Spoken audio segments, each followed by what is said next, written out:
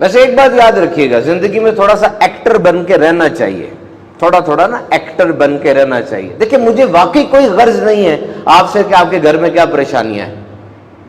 آپ آئے، آپ کا جو پہلا روپ مجھے نظر آئے گا نا، میں نے اسی روپ پہ فیصلہ کرنا ہے۔ آپ مسکرا کے مل رہے ہیں، آپ کے کپڑے صاف ہیں، آپ کا کیا طریقہ ہے مجھ سے ملنے کا، بس this is the first impression and this is the last impression. ایک بڑی کمپنی کے اندر انہوں نے مثال دی کہ ایک بندہ کسٹمرز کو ڈیل کرتا تھا، اس کے گھر میں کوئی واقعہ ہوا تھا، وہ رو رہا تھا۔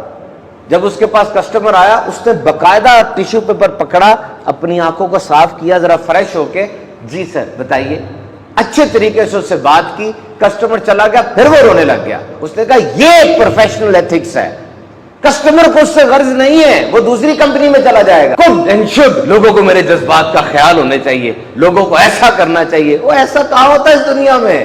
لوگوں کو آپ سے غرض نہیں ہے، انہیں اپنے مطلب سے غرض ہے۔ انہیں آپ کی ذات میں مطلب نظر آ گیا، وہ آپ کے ساتھ ڈیل بھی کر لیں گے، آپ کے ساتھ آگے بیٹھ بھی جائیں گے، آپ کے ساتھ سودا بھی کر لیں گے۔ اور اگر انہیں آپ کی ذات میں مطلب نظر نہیں آیا تو نظر بھی نہیں آئیں گے اگلی دفعہ۔